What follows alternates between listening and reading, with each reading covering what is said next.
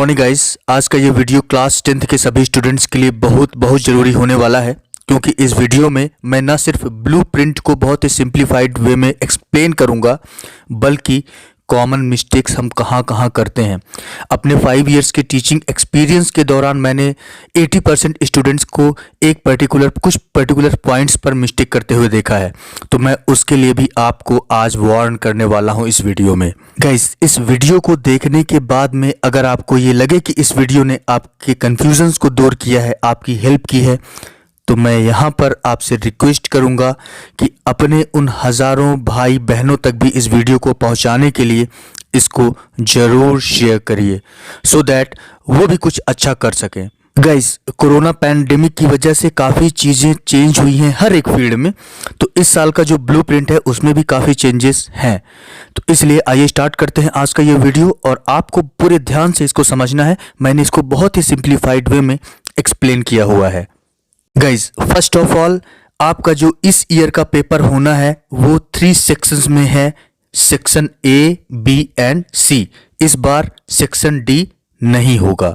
And guys, marks distribution की बात करें तो उसमें से सेक्शन ए 31 मार्क्स का है, सेक्शन बी भी 31 मार्क्स का है और सेक्शन सी 38 मार्क्स का है। एंड गाइज, अब आप देखेंगे कि यहाँ पे तीनों ही सेक्शंस में एक एक नंबर वाले 10-10 क्वेश्चन तीनों ही सेक्शंस में, मतलब 30 नंबर के जो क्वेश्चंस हैं वो आपके एक एक नंबर के होंगे। तो अब यहीं पर आपको समझना है।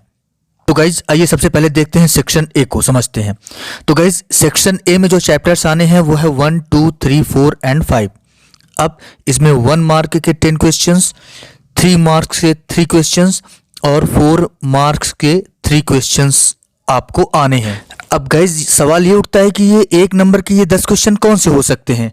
तो यहाँ पर आप देखेंगे कि यहाँ पे जो सेक्शन ए में दिया गया है ऑब्जेक्टिव में, tenses, numbers and gerunds, auxiliary verbs, modals, finite, non finite, bare infinitives, इन सभी से जो हम एक एक नंबर के जो क्वेश्चन सॉल्व करते हैं फिल इन द ब्लैंक के फॉर्म में, मॉडल्स के फॉर्म में, सब सेंटेंसेस को जब इंटरचेंज करते हैं उस फॉर्म में, तो ये एक एक नंबर के क्वेश्चंस गाइस ये वो वाले हैं। अब आइए देखते हैं इसके 3 मार्क्स और 4 मार्क्स के जो क्वेश्चंस हैं वो क्या हो सकते हैं। अब गाइस आते हैं इसके 3 नंबर वाले क्वेश्चंस पर। तो यहाँ पर आप देखेंगे कि यहाँ पर जो सब्जेक्टिव दिया गया है, extract from poems, text and question answers. अब गाइस, अब देखते हैं इसके 3 नंबर वाले क्वेश्चंस पर। तो आप देखेंगे यहाँ पर कि 3 नंबर वाले 3 क्वेश्चंस पूछे जाएंगे, और चैप्टर 1 से लेके 5 तक में 2 ही पोएम हैं। एक है गुडविल और दूसरा है टू द कुकू। तो मतलब यहाँ पे क्लियरली लिखा हुआ है कि एक्सट्रैक्ट फ्रॉम पोएम। तो आपको क्या करना है, इन दोनों पोएम्स को अच्छी तरह से पढ़ लें, और बाकी के जो चैप्टर्स में बचते हैं तो आप उसके लॉन्ग आंसर्स जो हैं आप उनको एक बार जरूर जाने से पहले एग्जाम में अच्छी तरह से देख लीजिएगा। इसके अलावा गाइज, आप यहाँ पर देखेंगे तो पैराग्राफ राइटिंग है और साथ में इनफॉर्मल लेटर्स हैं। तो आपको पता है कि लेटर्स की 2 कैटेगरी होती है, फॉर्मल एंड इनफॉर्मल। आपको इनफॉर्मल लेटर्स को अच्छी तरह से पढ़ लेना। एंड गाइज, चैप्टर 1 से लेके चैप्टर 5 तक के जितनी भी एक्सरसाइज हैं जिसमें टेंस, जीरेंड, मॉडल वर्ब्स, ये सारी चीजें होंगी, तो आप उनको जरूर पढ़ लीजिएगा। As blueprint it is suggested to you. So guys, अब आते हैं इसके सेक्शन बी में, और यहाँ पर चैप्टर नंबर 8 और चैप्टर नंबर 11 को नहीं रखा गया है इस बार। चैप्टर 6, 7, 9, 10 और 12 ये चैप्टर्स ही आपको आने हैं।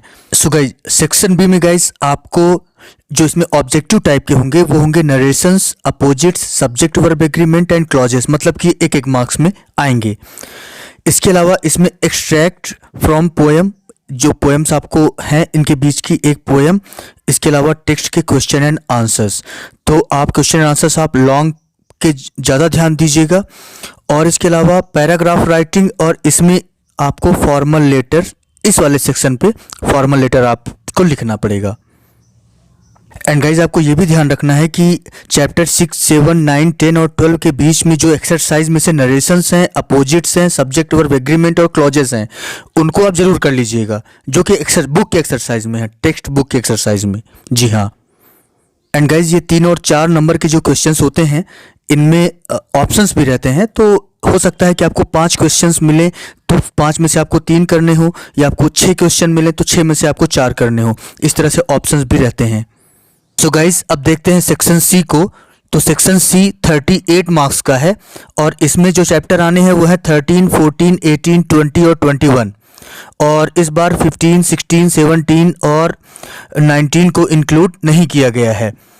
और इसमें जो ऑब्जेक्टिव टाइप के जो क्वेश्चंस रहेंगे उनमें से यानी कि 1 नंबर के 10 क्वेश्चंस रहेंगे और ऑब्जेक्टिव टाइप में रहेगा होमोनाइम्स, एक्टिव पैसिव वॉइसेस, डिटर्मिनर्स, मतलब कि ये 1-1 नंबर के क्वेश्चंस में पूछे जाएंगे। तो गाइज आपको ध्यान रहे कि इन चैप्टर्स के बीच में से आपको अगर ये एक्सरसाइजेस मिलती हैं एक्टिव पैसिव वॉइस की, डिटर्मिनर्स की, तो इन एक्सरसाइजेस के बीच में जो एक्सरसाइज हैं उनको जरूर कर लीजिएगा। एंड गाइज यहाँ पे कुछ चैप्टर्स आपने देखा है कि वो इस बार इंक्लूड नहीं किए गए हैं, लेकिन फिर भी मैं आप लोगों को सजेस्ट करूंगा कि एग्ज़ाम देने जाने से पहले एक नज़र उन्हें भी देख लीजिएगा। सो गाइज आपके माइंड में जो एक सबसे बड़ा कन्फ्यूज़न था कि 1-1 नंबर के 10 क्वेश्चन तीनों सेक्शंस में दिए गए हैं, तो ध्यान रहे कि वो ग्रामर, अनसीन पैसेज और इसके अलावा अनसीन पोएम्स जो होती हैं उनके फॉर्म में आपको आंसर्स देना होता है।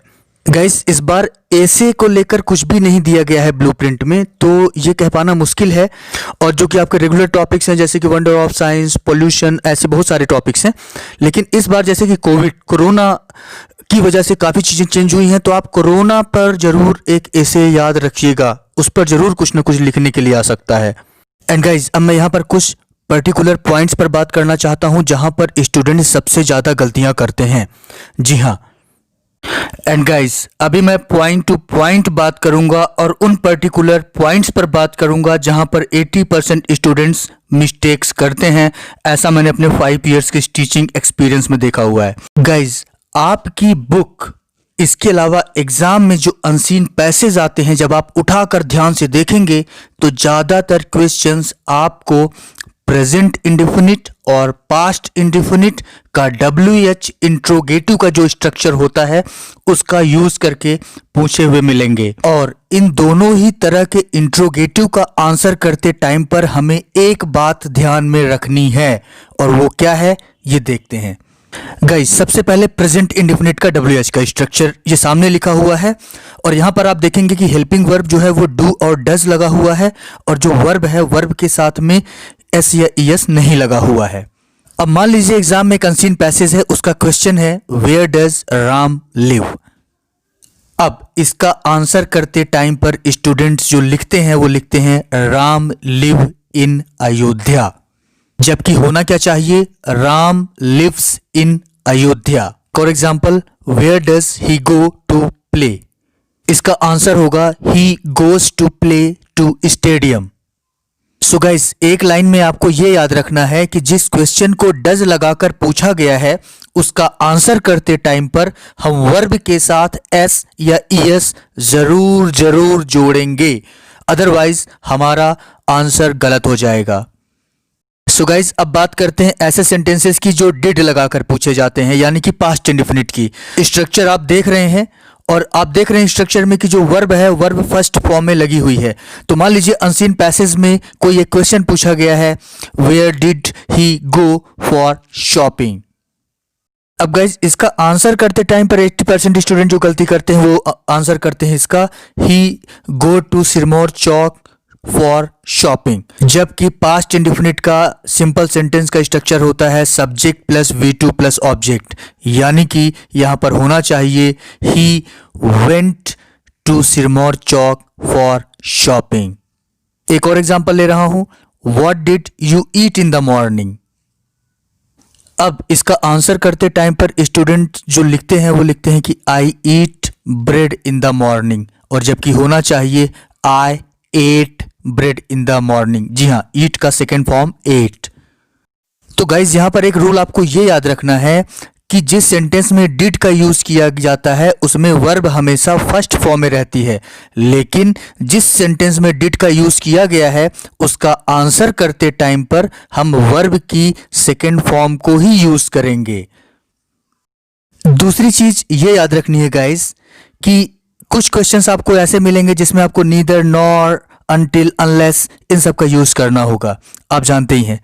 तो यहां पर आपको एक चीज याद रखना है कि जिन सेंटेंसेस में नीदर, नॉर, अनटिल, अनलेस इनका यूज होता है उन सेंटेंसेस में हम नॉट का यूज नहीं करते हैं। जी हां, उसमें अब क्योंकि ये सभी वर्ड्स ऑलरेडी निगेटिव वर्ड्स हैं, निगेटिव एक्सप्रेशंस हैं, इसलिए आपको ये ध्यान रखना है कि वहां पर नॉट का यूज नहीं करेंगे। गाइस, मैंने ये भी नोटिस किया हुआ है कि स्टूडेंट्स बिना मतलब के कैपिटल लेटर्स का यूज़ कर देते हैं। मतलब जहाँ पे करना चाहिए वहाँ पे नहीं करते हैं, जहाँ पे नहीं करना चाहिए वहाँ पे कर देते हैं। ये भी ध्यान रखना है कि कैपिटल लेटर्स पढ़ के जाइएगा, और कैपिटल लेटर से रिलेटेड तो आपके नंबर नहीं कटने चाहिए गाइस, ये ध्यान रखना है। एंड गाइस, हमें ये याद रखना है कि ग्रामर के जिन स्ट्रक्चर्स का यूज़ करके क्वेश्चंस पूछे गए हैं, हमें उन्हीं स्ट्रक्चर्स में ही जवाब देना है। मतलब कि अगर कोई मॉडल वर्ब का यूज़ करके पूछा गया है तो मॉडल वर्ब में उसका आंसर करने के लिए ट्राई करिए, वॉइस में पूछा गया है तो उसको वॉइस में करने के लिए ट्राई करिए। इन सारी चीज़ों को आप ध्यान रखिए। एंड गाइज, अगर आप लोग मेरे चैनल पर ध्यान देंगे तो आप पाएंगे कि मैंने ग्रामर से रिलेटेड आपके सिलेबस में जो चीज़ें हैं उससे रिलेटेड काफ़ी चीज़ें मैं अपलोड कर चुका हूँ।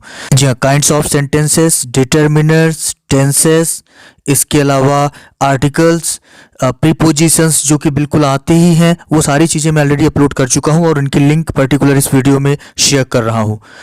और इसके अलावा गाइस, आपको कोई भी क्वेरी है अगर आप लोगों के माइंड पे, तो आप कमेंट करिए, मैं आपको रिप्लाई करूँगा ही करूँगा, भले वो किसी भी तरीके से करूँ। तो आप बिल्कुल बेहिचक कमेंट करिए जो भी आपको क्वेश्चन क्वेरी हो, और 100% फैक्ट ही बताऊंगा आप लोगों को। और दूसरी चीज़ ये है गाइस कि अगर ये वीडियो आपको अच्छा लगता है तो अपने फ्रेंड से ज़रूर शेयर करिए, क्योंकि काफ़ी होपफुल हूँ इस वीडियो को बनाते टाइम पर। Thank you so much guys for watching this, और बहुत जल्द वापस आऊँगा आप लोगों के साथ में।